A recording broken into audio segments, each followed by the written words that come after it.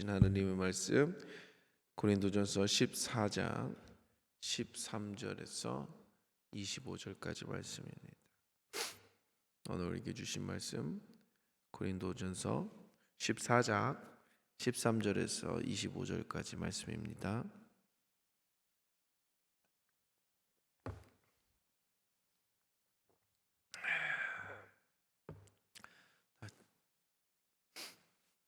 다 찾으신 줄로 믿고 앞에 있는 화면이나 여러분 가지고 오신 성경으로 우리 여러분 한번 교독하겠습니다. 그러므로 방언을 말하는 자는 통역하기를 기도할지니 내가 만일 방언으로 기도하면 나의 영이 기도하거니와 나의 마음은 열매를 맺지 못하리라. 그러면 어떻게 할까? 내가 영으로 기도하고 또 마음으로 기도하며 내가 영으로 찬송하고 또 마음으로 찬송하리라. 그렇지 아니하면 네가 영으로 축복할 때 알지 못하는 처지에 있는 자가 내가 무슨 말을 하는지 알지 못하고 네 감사에 어찌 아멘 하리요. 너는 감사를 잘하였으나 그러나 다른 사람은 덕세움을 받지 못하리라. 내가 너희 모든 사람보다 방언을 더 말함으로 하나님께 감사하노라. 그러나 교회에서 내가 남을 가르치기 위하여 깨달은 마음으로 5마디 말을 하는 것이 1만마디 방언으로 말하는 것보다 나으니라. 형제들아, 지혜는 아이가 되지 말고 악에는 어린아이가 되라. 지혜는 장성한 사람이 되라. 율법에 기록된 바 주께서 이르시되 내가 다른 방언을 말하는 자와 다른 입술로 이 백성에게 말할지라도 그들이 여전히 듣지 아니하리라 하였으니, 그러므로 방언은 믿는 자들을 위하여 아니하고 믿지 아니하는 자들을 위하는 표적이나 예언은 믿지 아니하는 자들을 위하고 믿는 자들을 위함이니라. 그러므로 온 교회가 함께 모여 다 방언으로 말하면 알지 못하는 자들이나 믿지 아니하는 자들이 들어와서 너희를 미쳤다 하지 아니하겠느냐. 그러나 다 예언을 하면 믿지 아니하는 자들이나 알지 못하는 자들이 들어와서 모든 사람에게 책망을 들으며 모든 사람에게 판단을 받고. 다 같이 읽겠습니다. 그 마음에 숨은 일들이 드러나게 되므로 엎드려 하나님께 경배하며 하나님이 참으로 너희 가운데 계신다 전파하리라. 아멘. 오늘 저와 여러분들과 함께 나눌 말씀의 제목은 주 예수보다 더 귀한 것은 없네 인데, 그 마지막에 뭐가 붙어 있어요? 물음표가 붙어 있어요. 그래서 정말로 주 예수보다 더 귀한 것은 없는지 한번 오늘 말씀을 통해서 살펴보는 시간이 되었으면 좋겠어서 저런 제목을 했습니다. 오늘 우리가 읽은 말씀 이전에 1절에서 12절, 우리가 읽은 말씀 14장의 초반 부분은 바울은 이렇게 얘기합니다. 너희가 예언의 은사를 사모하는 것이 더 좋은 것 같다. 그러니까 예언의 은사를 좀 사모해라. 방언보다는 예언의 은사를 좀 사모해라 라고 이야기를 합니다. 바울은 왜 그렇게 이야기했느냐? 기능적인 측면에서 그렇게 이야기합니다. 방언은 나와 하나님과의 사이에서 나타나는 어떠한 개인적인 어떤 신앙이지만, 예언은 교회와 공동체와 하나님과의 관계를 나타내는 신앙이기 때문에 아무래도 예언을 통해서 하나님의 말씀이 이 땅에 선포되는 것이 교회 공동체의 덕이 되는 것 같다라고 바울은 설명을 하는 거예요. 바울은 너 개인의 신앙일 뿐이지만 예언을 통해서 하나님의 말씀을 너희가 전해 듣게 된다면 그것은 공동체를 위하는 일이니 더 좋은 것 아니겠느냐라는 의미로 바울은 1절에서 12절 말씀을 합니다. 그렇다고 바울이 방언을 무시하는 것은 아니에요.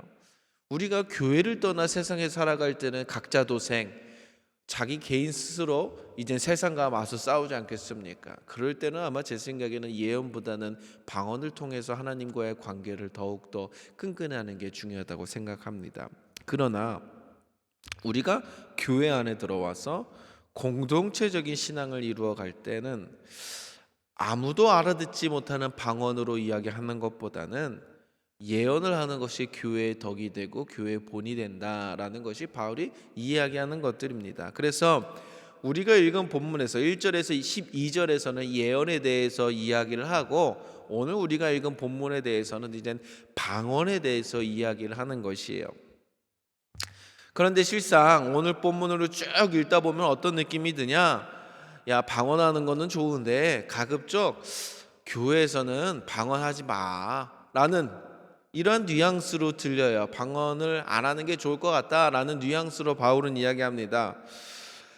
그런데 바울이 고린도 교회에 편지하게 된 이유를 살펴보면은, 고린도 교회가 잘해서 바울이 이렇게 편지를 썼을까요? 아니면은 못했기 때문에 바울이 편지를 썼을까요? 이 고린도전서를 쭉 읽다 보면 참 너희들이 이런 게 문제가 있구나, 이렇게 해결해라. 너희가 이러한 문제가 있구나, 이렇게 해라. 잘 보면은 못했기 때문에 바울은 편지를 쓰는 거예요. 그러니까 방언에 대해서 이야기하는데 사실상 고린도 교회에서 방언에 대해서 잘못 사용하고 있었기 때문에 바울은 그것을 바로잡으려고 오늘 본문에 방언에 대해서 이야기를 한다는 것이에요. 아마 고린도 교회에서 보면 이 방언이 남용, 그러니까 막 여기저기 막 그냥 다 방언을 사용했던 것 같아요. 그러한 문제를 갖고 있던 고린도 교회에게 바울은 덕을 세우라라고 모든 문제에 대해서 그렇게 얘기합니다. 방언뿐만이 아니라 다른 문제에 대해서도 덕을 세우는 방향으로 해라. 1절에서 12절 말씀에도 우리가 덕을 먼저 생각했고, 우리 오늘 본문 17절을 한번 다 같이 한번 보겠습니다. 너는 감사를, 시작. 너는 감사를 잘하였으나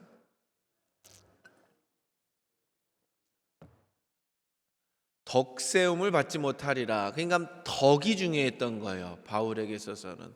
너는 감사를 잘하였으나, 여기서 감사는 무슨 감사를 잘했냐면, 우리가 이렇게 감사합니다라고 하면 누가 뭐 주시면 감사합니다, 누가 교회 나와서 이렇게 헌신해 주시면 감사합니다 인사를 하는데, 고린도 교회 사람들은 그 감사합니다를 어떻게 이야기했다는 거예요? 방언으로 했다는 거예요. 그러니까 사람들이 이 사람이 나한테 뭐라고 하는지, 나한테 감사하다고 하는 건지 모름에도 불구하고 개인은 감사합니다 하면서 방언으로 이야기했다는 거예요. 그러니까 바울은, 야, 너는 감사는 잘할지 모르겠지만, 야, 듣는 사람이 그 감사를 받겠느냐?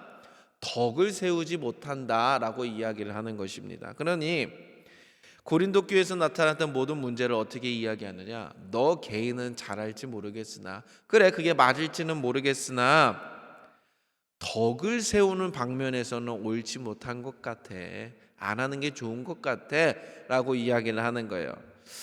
바울의 이러한 솔루션, 덕을 위해서 행하라는, 이때뿐만이 아니라 우리 이 시대에도 통하는 말씀으로 저는 생각합니다. 교회에서 문제가 일어나면 당연히 내가 잘하는 것이 중요한 게 아니라 과연 이것이 교회의 덕이 될까를 먼저 생각해야 되는 거예요. 그건 교회뿐만이 아니라 가정도 마찬가지입니다. 가정에서 문제가 일어나면 이 문제를 내 욕심으로 해결하느냐, 아니면 하나님이 보시기에 좋은 방법으로 덕이 되는 방법을 해결하느냐, 그건 가정뿐만이 아니라 사회에 나가서도, 일터에서도, 우리가 어딜 가든지도 마찬가지고, 우리 개인적인 문제에 처했을 때도, 아 주님 이게 너무 힘든데 과연 이것을 내가 하나님 앞에서 덕이 되는 방향으로 해결할 것인가, 아니면 그냥 내가 편한 대로, 내가 보기 좋은 대로 내 문제를 해결해 나갈 것인가. 이거는 지금 우리 사회에도 주는 바울의 솔루션이라고 저는 생각합니다. 오늘 말씀을 통해 우리가 직면하는 모든 문제들을 하나님의 덕으로 풀어가시는 저와 여러분이 되길 주님의 이름으로 축복드립니다. 저번 주 저와 나누었던 말씀을 기억하시는지 모르겠습니다. 바울이 생각하는 성령의 은사는 뭐 예언이고 방언이고 뭐 그런 것들 다, 모든 은사들, 성령으로 통하는 모든 은사들은 예수님의 복음을 전하는데 목적이 있다, 예수님의 복음을 전하는데 쓰여야 되는 것이 목적이다라고 이야기를 했어요. 그런데 오늘 본문을 보니까 이미 이야기 말씀드렸지만 고린도 교회에서 사용되던 방언은 그냥 여기저기 아무 데서나 막 사용되었던 것으로 보여요. 축복할 때도 방언으로 축복했고요, 물론 감사할 때도 방언으로 감사했고요, 심지어 남을 가르치는데도 방언으로 가르쳤다는 것이에요. 여기서 고린도 교회가 방언을 남용함으로 말미암은 것을 이젠 바울은 이사야서의 말씀을 가지고 와서 이야기를 하는데, 그것이 바로 오늘 본문 21절이거든요. 오늘 우리 다 같이 율법에 기록된 바 읽겠습니다. 시작. 율법에 기록된 바 주께서 이르시되 내가 다른 방언을 말하는 자와 그들이 여전히 듣지 아니하리라 하셨으니, 이게 무슨 말씀이냐? 이사야에 있는 말씀인데 방언을 말하는 자를 이스라엘에게 보냈다는 거예요. 근데 이스라엘이 그 말이 방언이었기 때문에 못 알아들었다는 거예요. 이게 무슨 말이냐? 북이스라엘이 망한 이유가 아시리아라는 나라에 의해서 망했습니다. 멸망했습니다. 그런데 아시리아의 말과 북이스라엘, 그러니까 이제 유다도 마찬가지지만 이스라엘 민족이 사용하는 언어가 달랐어요. 그러니까 북이스라엘을 하나님은 이스라엘이 너희가 죄를 짓고 있어 라고 깨닫게 하고 싶으셔서 심판의 도구로 아시리아를 선택해서 야, 좀 공격 좀 해가지고 쟤네들이 죄를 깨닫게 해 라고 해서 사용을 하셨는데, 북이스라엘 입장에서 아시리아의 말을 알아듣습니까? 못 알아듣습니까? 쳐들어왔을 때 못 알아듣는다는 거예요. 그래서 못 알아들었기 때문에 하나님을 알지 못했고 하나님에 대해서 회개하지 못했고 결국 멸망했다는 것이 방금 우리가 읽은 것이 21절에 대한 말씀입니다. 북이스라엘은 하나님께서 보여주신 그 표적을 알아보지 못하고 결국 멸망했다는 거예요. 아시리아의 말을 마치 방언처럼 못 알아들었다는 거예요. 바울은 이것을 통해 고린도 교회가 지금 사용하는 방법이 방언을 사용하는데 복음을 전하는 데 분명히 사용됐어야 했는데 복음 전하는 데 사용되지 못하고 오히려 이스라엘을 멸망시킨 아시리아의 방언과 같이 예수님을 믿으러 나오는 사람들마저 이 교회를 다니지 못하게 하고 여기 뭐 미친 사람들만 있나 봐, 이상한 말만 해, 이렇게 교회를 떠나게 만들었다 하는 것이 우리가 읽은 본문이에요. 그래서 22절을 보면 지금 고린도 교회가 사용하는 방언이 믿는 사람들이 아닌 믿지 않는 사람들을 위하는 것이다. 그래서 더 믿지 못하게 만든다. 그래서 결국 심판으로 인도한다 라고 이야기하는 것이 22절의 말씀이거든요. 그래서 어떻게 됐느냐? 23절을 우리 다 같이 한번 읽겠습니다. 그러므로 시작.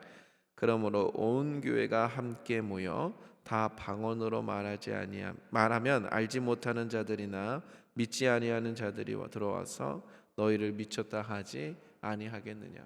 교회에 들어왔는데 그냥 다 방언 모르겠어요. 무슨 방언인지 모르겠어요. 막 랄랄랄라 그랬는지 어떻게 했는지 모르겠는데 왔는데 내가 교회를 잘못 왔나? 내가 분명히 예수님이 여기 있다고 해서 왔는데 다 방언으로 이야기하니까 여긴 좀 미친 것 같다 라고 이야기하고 나간다는 거예요.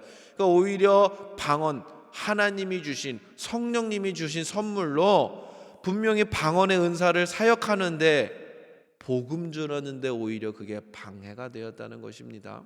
우리는 한인교회를 있습니다, 여러분. 그러니 모든 성도분들도 한국인입니다.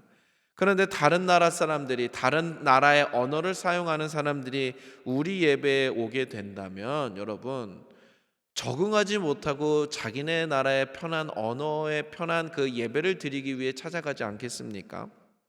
고린도 교회의 문제점이 그런 거였어요.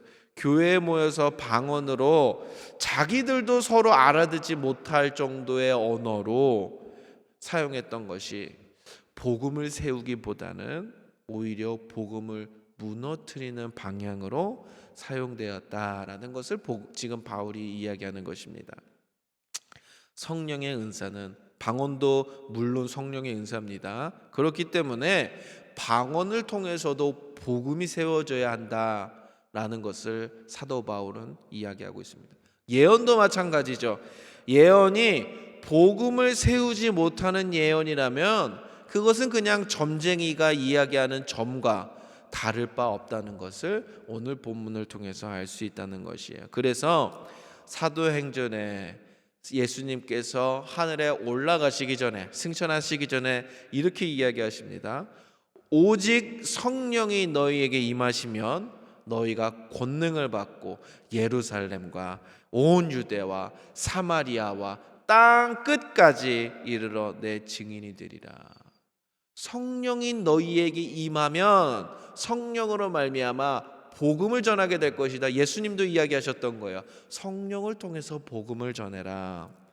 그래서 제자들이 어떻게 됩니까? 성령을 받은 후에 마치 막 불과 같은 그 오순절에 다락방에서 성령같이 임하니까 바로 나타났던 은사가 있습니다. 그것이 무엇입니까?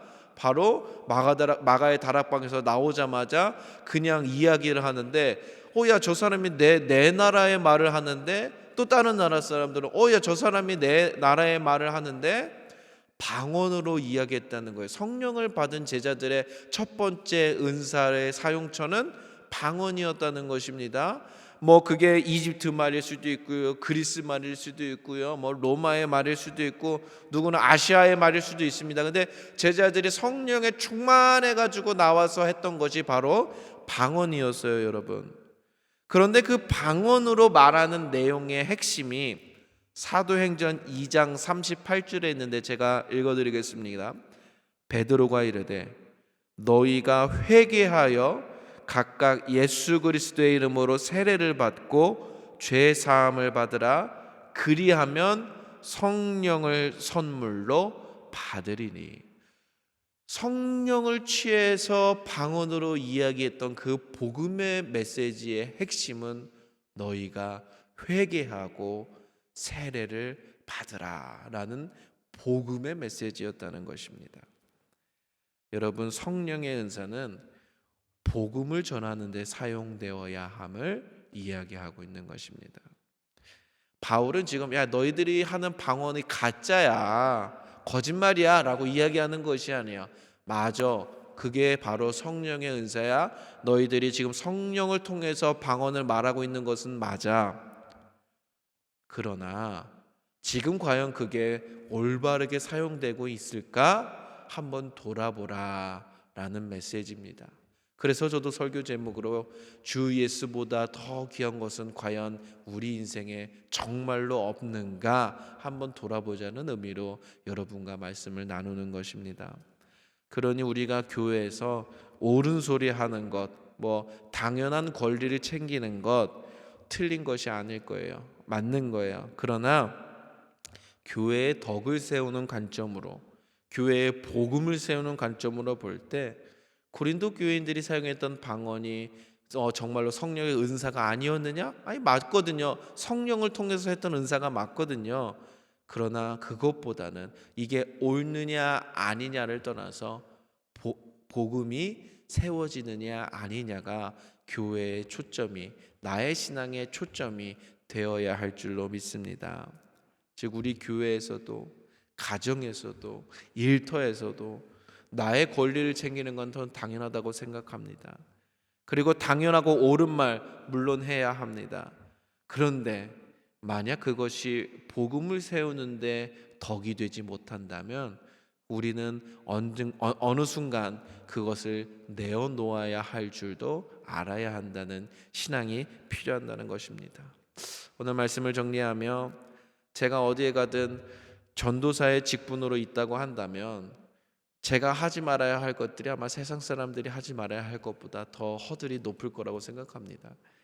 술, 담배, 물론 신앙을 떠나서 개인적으로도 하고 싶지 않은 것들이지만, 그러나 제가 그런 것들을 한다고 해서 지옥에 가거나 그러겠습니까? 그러나 저의 신앙을 위해서 하지 않는 것보다도 혹시나 저런 말미암아 야, 전도사님이 술을 드시네, 어린아이들도 전도사님이 술을 드시니까 그건 괜찮구나, 전도사님이 담배 피니까 그건 괜찮은 거구나 라고 혹여나 저 때문에 다른 사람들의 신앙이 무너지거나 올바르지 못한 신앙을 가질까 봐, 그것이 두려워서 교회의 덕을 세우기 위해서, 이 세상에 하나님의 복음을 세우기 위해서 그런 것들을 멀리하고 하지 않는 것입니다. 모든 세상의 문제들이 마찬가지이지 않겠습니까? 당연하게 해도 되는 일들을 하지 않는 것은 내가 부족해서 그런 것이 아니라, 내가 연약해서 그런 것이 아니라, 내가 못나은 것서 그런 것이 아니라, 내가 권위가 없어서 그런 것들을 하지 못하는 것이 아니라, 복음을 위해서 나를 숨기고 예수님을 드러나는 삶을 살아야 하는 것 아닐까 저는 생각합니다. 오늘 하루 우리가 복음을 위해 살아가길 원합니다. 여러분, 화나면 화내는 게 당연해요. 억울하면 따지는 게 당연합니다.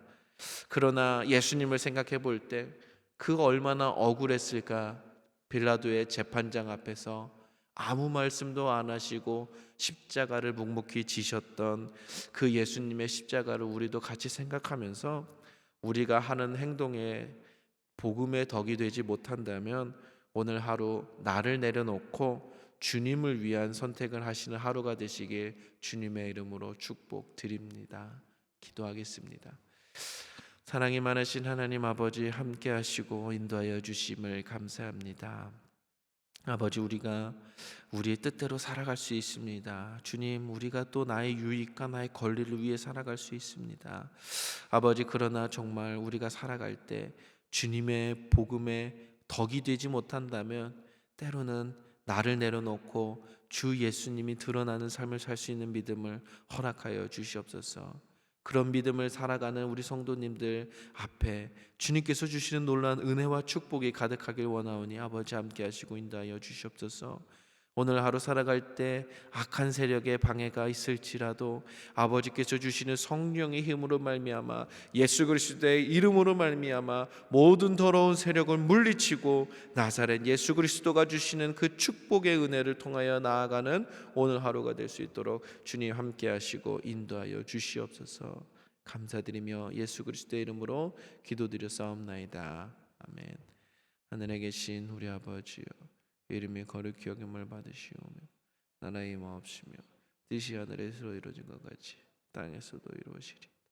오늘 우리에게 일용할 양식을 주옵시고 우리가 우리에게 죄 지은 자를 사해 준 것 같이 우리 죄를 사해 주옵시고 우리를 시험에 들게 하지 마옵시고 다만 악에서 구하옵소서. 나라와 권세와 영광이 아버지께 영원히 있사옵나이다. 우리 개인 기도 하시기 전에 다음과 같은 공동 기도 제목으로 먼저 기도해 주시고 개인 기도하겠습니다. 오늘 있을 수요 예배 있습니다. 말씀 전하시는 박성환 목사님을 위해서 기도해 주시고 그리스도의 제자를 만들어 세상을 변화시키는 교회가 되기를, 또 치유를 위해서 여러분 생각나시는 분들의 이름이 있으면 또 한 분 한 분 이름을 불러주시면서 우리 시간 다 같이 하나님께 기도하겠습니다.